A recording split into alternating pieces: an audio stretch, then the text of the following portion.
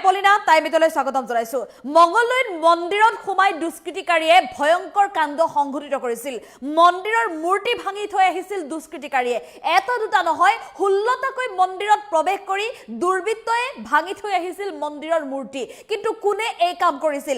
আৰক্ষীয়ে ইতিমধ্যে কেইবাজনকো গ্ৰেপ্তাৰ কৰিছে যদিও প্ৰকৃততে এই দুষ্ট চক্ৰ কোন আছে এতিয়াও কিন্তু প্ৰকৃত সত্য পোহৰলৈ অহা নাই, আৰু যাৰ বাবে নিৰাপত্তাহীনতাত ভুগিছে এতিয়া মঙ্গলদৈৰ জনসাধাৰণ, আৰু যাৰ বাবে আজিৰ দিনটোত ৰাজপথলৈ ওলাই আহিছে তীব্ৰ প্ৰতিবাদ সাব্যস্ত কৰিছে। শীঘ্ৰে দুষ্কৃতিকাৰীক কৰায়ত্ব কৰাৰ দাবী উত্থাপন কৰাৰ সমান্তৰালভাৱে যাতে মঙ্গলদৈ অঞ্চলৰ প্ৰতিগৰাকী হিন্দু লোককে যাতে সুৰক্ষা প্ৰদান কৰে তাৰ দাবী উত্থাপন কৰি এই প্ৰতিবাদ সাব্যস্ত কৰিছে। লৈছে এই মুহূৰ্তত টাইম এইট বিগ ব্ৰেকিং। মঙ্গলদৈত সৃষ্টি হৈছে এতিয়া উত্তপ্ত পৰিস্থিতি। ৰাইজ ওলাই আহিছে ৰাজপথলৈ। মঙ্গলদৈ মন্দিৰৰ বিগ্ৰহ ভঙাক কেন্দ্ৰ কৰি উত্তপ্ত পৰিস্থিতিৰ সৃষ্টি হৈছে। মঙ্গলদৈ কমাৰপাৰত তীব্ৰ প্ৰতিবাদ ৰাইজৰ।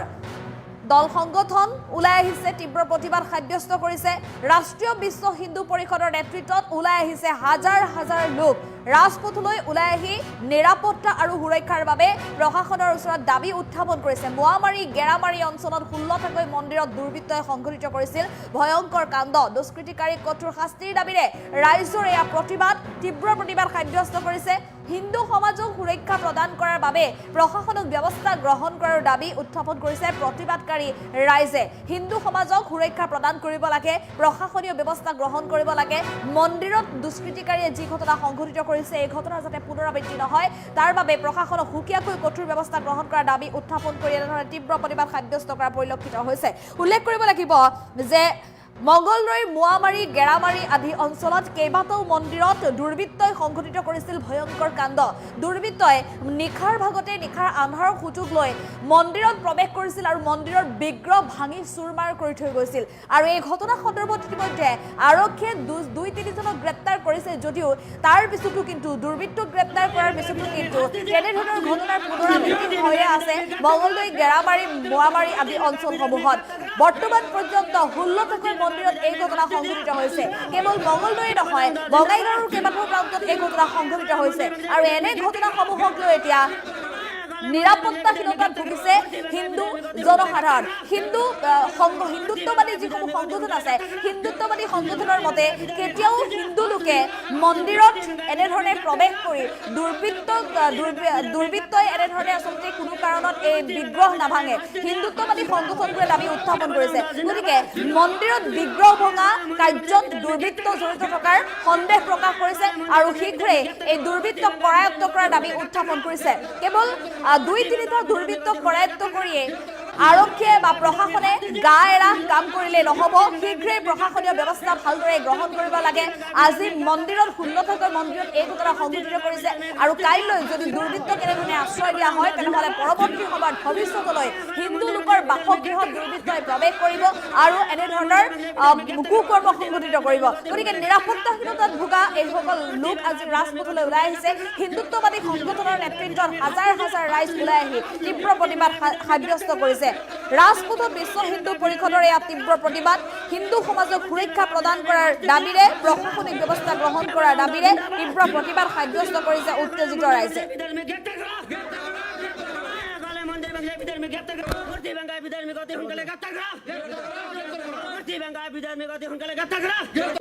এটা মানুহৰ 15 দিনৰ অন্তৰত যোৱা 21 তাৰিখ নিশা তেওঁলোকে সংগঠিত কৰিছে 16টাকৈ কালী মন্দিৰ আৰু কিছু মন্দিৰ আমি গম পাইছোঁ ভিতৰৰ কিছুমান এৰিয়াত ব্যক্তিগত মন্দিৰ ভাঙিছে।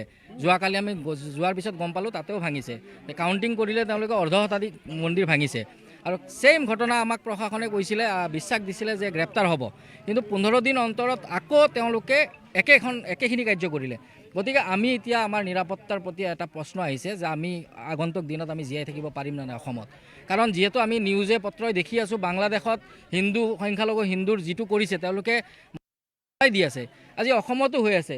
অসমত কিছুমান এৰিয়া টাৰ্গেট বনাইছে তেওঁলোকে, সেনেকুৱা এৰিয়াত তেওঁলোকে আজি কিছুদিন ধৰি কৰি আছে। অনাগত দিনত যে আমাৰ আজি মূৰ্তি ভাঙিছে, কালিলৈকে আমাৰ মা ভনীক যাব তাৰ কি গেৰেণ্টি আছে। গতিকে আমি আমাৰ সুৰক্ষা যদি নিজে নলওঁ তে আমাক কোনো দিব নোৱাৰে। প্ৰশাসনে কৰিব, প্ৰশাসনে যিখিনি কৰিব লগা কৰিব, কিন্তু মোৰ মাৰ ওপৰত যদি মানে এটেক হয়, আক্ৰমণ হয়, তো মই কি কৰিম? মইতো চাই থাকিব নোৱাৰিম। সেইকাৰণে কৈছোঁ আজি আপোনালোকৰ এই চেনেলৰ মাধ্যমত মই অতি নম্ৰভাৱে কৈ আছোঁ যে যোৱা 21 তাৰিখে যিটো ঘটনা হৈছিলে তাতে বহুতখিনি মানুহ আহিছিলে, বহুত জননেতাও আহিছে দেখিছোঁ।